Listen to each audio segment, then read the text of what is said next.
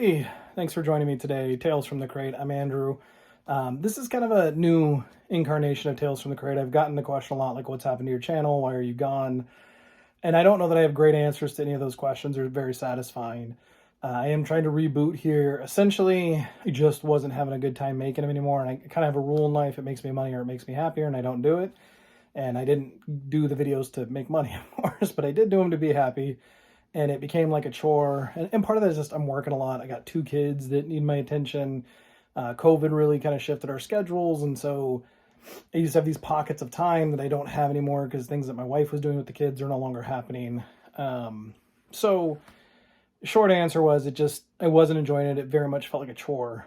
And I pulled back. And during that time when I pulled back, my email account got hacked that was associated with the channel. And it was just easier to delete it than do anything else. So starting afresh, and I'm cool with that. We'll kind of see where it leads.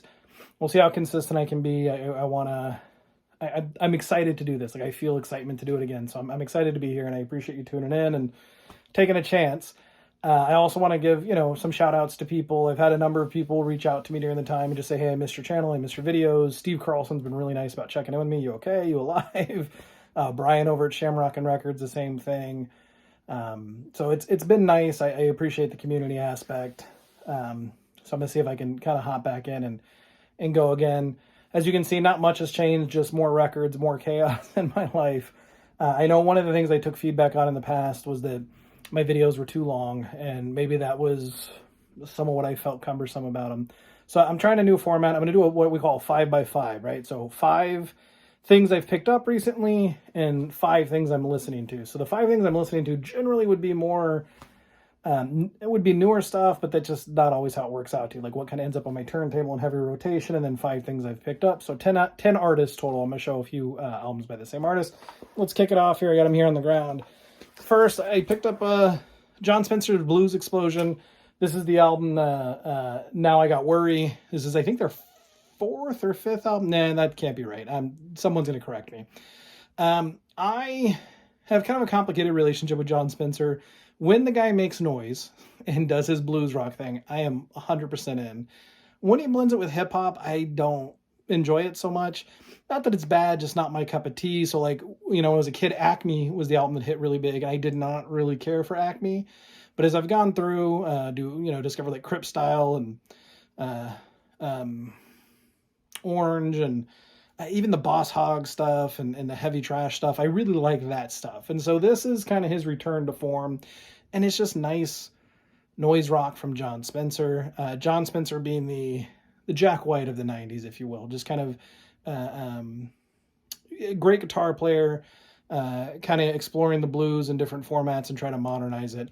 And he does a nice job of melding blues and noise rock for me. And so was excited to find this. Not too expensive. And Jon Spencer stuff's hit and miss price-wise. I've seen him go cheap. I've seen him go expensive. I think if you shop around, you can find affordable copies of them.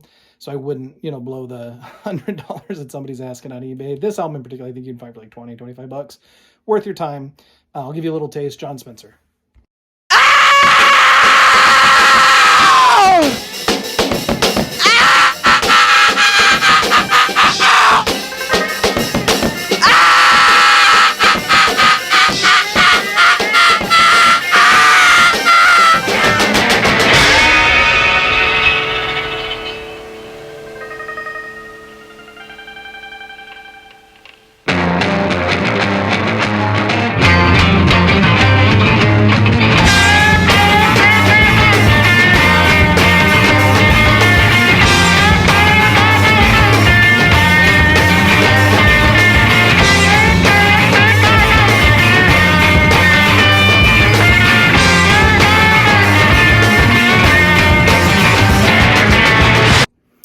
So next up, not a new artist, but a new album by a current artist, and that's the Screaming Females. This just came out, Desire Pathway. I came onto the Screaming Females because of the VC. I had read about them and was kind of tangentially familiar, but hadn't really listened, and I did a trade with somebody, and I traded some Willie Nelson that they were after for some Screaming Females and kind of took a chance, and the album Live at the Hideout was the one that really sold me. Guitar playing feels very Dinosaur Jr.-esque to me. I don't think all the songs are always stellar. I mean, some of them feel a little flat, but when they're on, they're really on. And I think the guitar playing is phenomenal. I think the lyrics can be pretty insightful. Screaming Female is a band I really dig. If you're into kind of Dinosaur Jr.-esque kind of indie rock, a little heavier though, a little fuzzier, and guitar driven, I think Screaming Females are probably for you. And I will give you a little taste of one of their new ones. Not sure what song I'm going to do for you yet. I'm going to do the needle drops here in a little bit, but Screaming Females, right?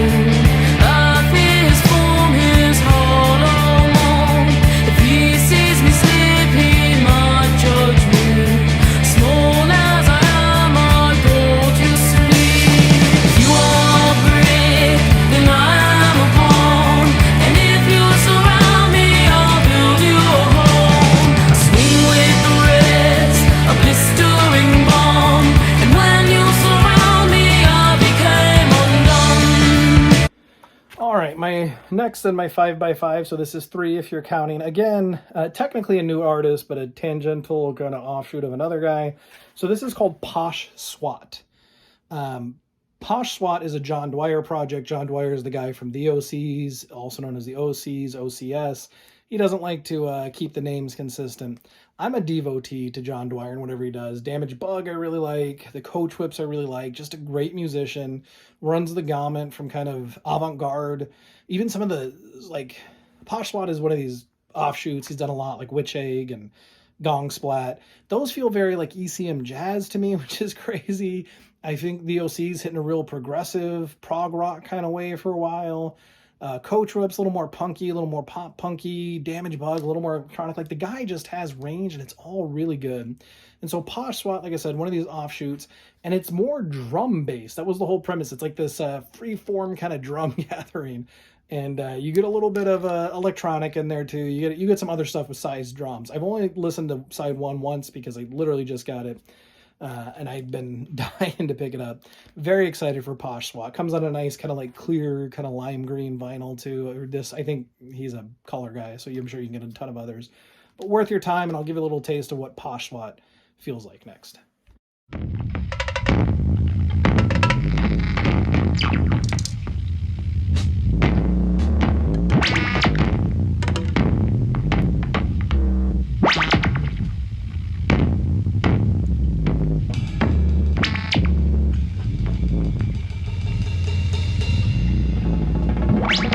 All right, so another, not a new artist. These albums have been around for a while. I was excited to find them on vinyl. I have the first album on CD. In all transparency, I've seen these go for crazy prices, and I just wasn't willing to pull the trigger for 50, 60 bucks per album. And I found them on clearance, and I think I got both of them for less than 30. And so I was pretty stoked for that. So this is a band called Black Jokes, but it's stylized BLKJKS, Black Jokes. And there's 2 albums, Before Humans and After Robots. After Robots is the first album. Before Humans is the second album. They are an indie rock band, but they hail from Africa. And I think what you get in indie rock a lot is you get these American acts who are trying to incorporate like themes of world music or themes of kind of African tribal music.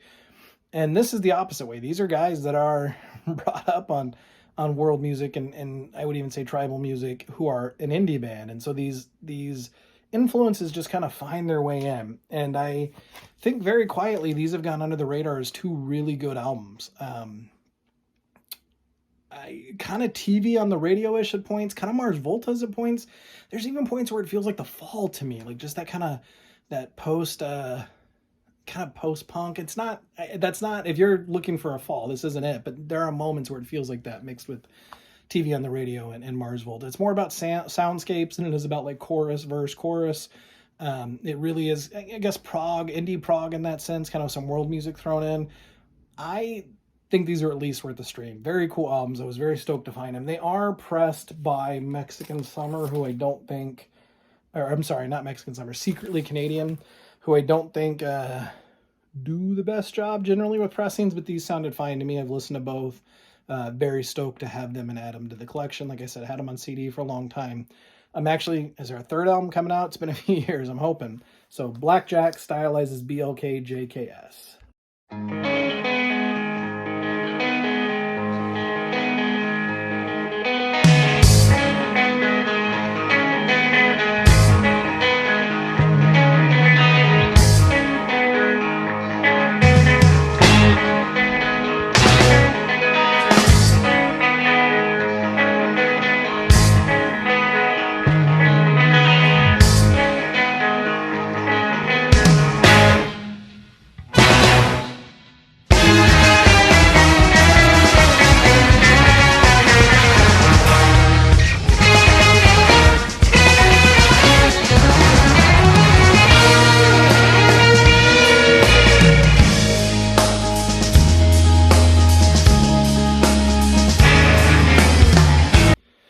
All right, my last, so 5 of what I'm listening to lately. I've been going, this is an artist I listened to about 10 years ago, and I don't know, just kind of put on a shelf and didn't come back to, never picked up the vinyl. So I saw this 10th anniversary edition of Roll the Bones by Shaky Graves, and I picked that up. Very happy to add it. I was listening to it the other day. Shaky Graves is kind of like a blues, kind of country, kind of singer-songwriter vibe. I really like his voice. I think his guitar playing is solid. Very kind of sparse songs. He will go on and have other albums, and I own other albums where he gets a fuller sound. He gets a band behind him. But this early stuff is very stripped back, very singer-songwriter.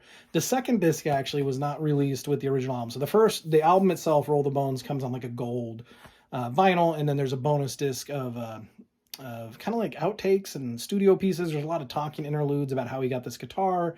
But again, very stripped back, very enjoyable. If you are a singer-songwriter person, or if you're just even enjoying kind of that country revival that's happening right now, again, this being a very stripped back, very blues country, Shaky Graves, worth your time. I'll give you a little taste of what Shaky Graves sounds like.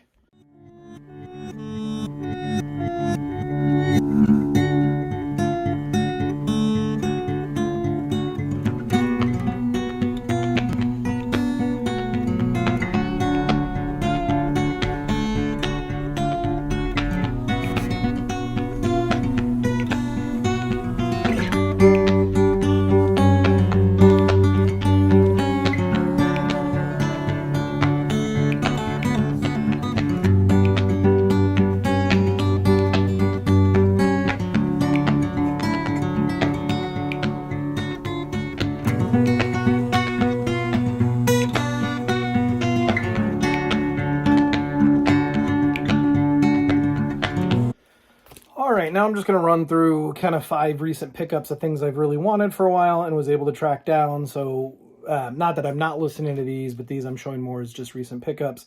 So this first one I got a cop, I think, is a bootleg, probably in hindsight. And this is the 5.6.7/8, the golden hits of the 5.6.7/8.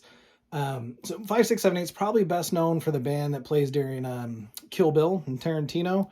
I really have always liked this band. I have all their albums on vinyl. The EPs get a little harder. I have a compilation that encapsulates a lot of those. I have a lot of them on CD, and I have this one on CD. And I've always wanted it on vinyl, and I've never been able to find a copy.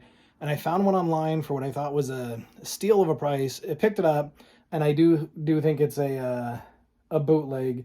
I can live with that. The sound quality of this recording is not great anyways. It's very garage era, very early in the band, so the recording quality is not great. So I don't know how much the bootleg detracts. Like, the CD doesn't sound great, but it's one of those, I like it as an artifact. I always thought this was a super cool cover too, right? Like the Rice Krispie take.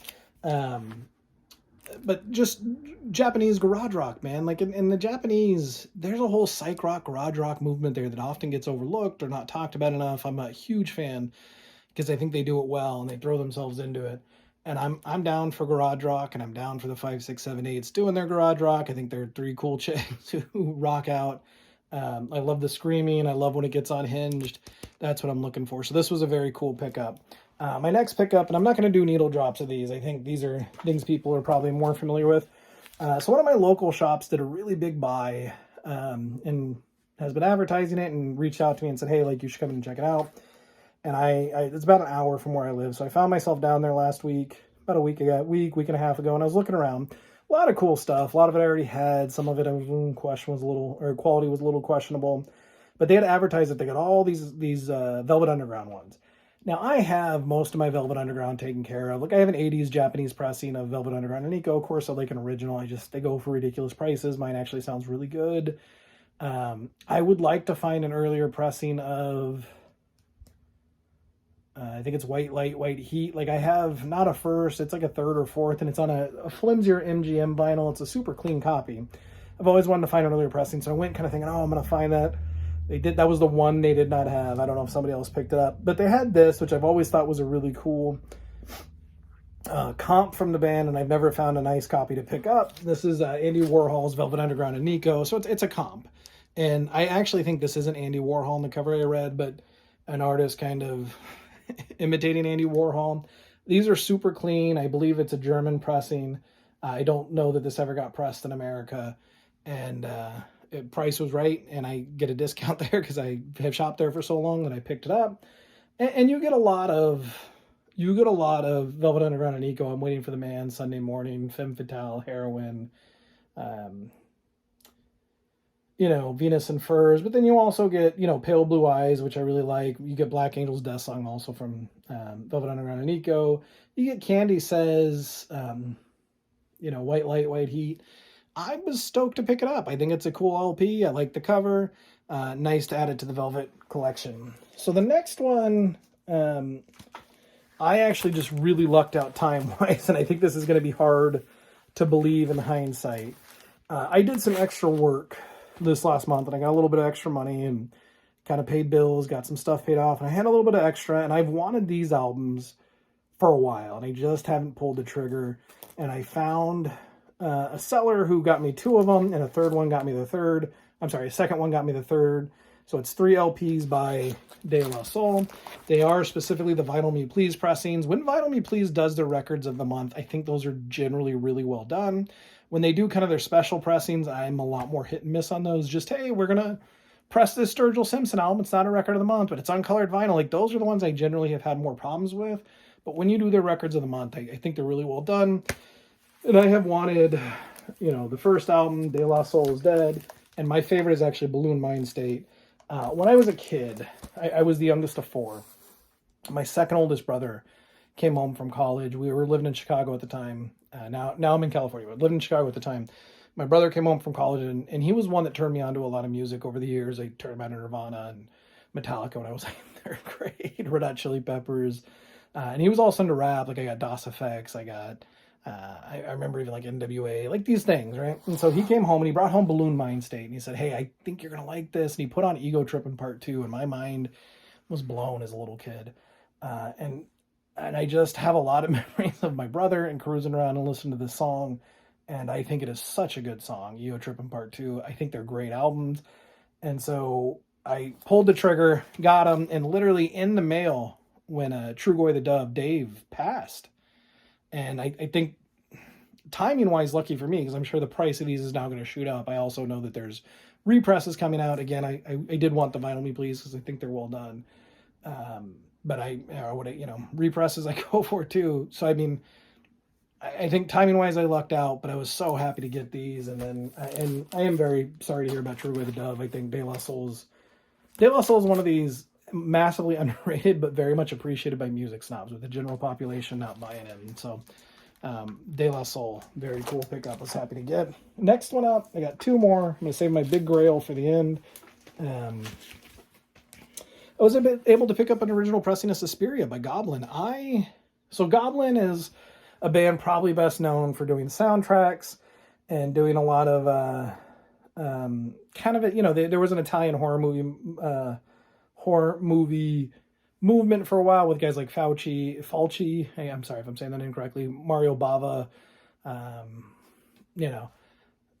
know I'm forgetting other names. But Suspiria is a weird movie. I'm gonna level with you. I own it. I do like it. I like the original. I've never seen the remake, so I can't speak to that. But I do like it. It's all based on, hey, it's witches and it's a Coven thing. So if I'm ruining Suspiria for you, it's been out for 40 years. I don't know how bad I feel. But Goblin did a lot of these soundtracks. They did, as far as I know, one kind of studio album called Roller, and I was in Long Beach about 5-6 years ago, and I found a copy of Roller, picked it up, and I really wanted to find Suspiria.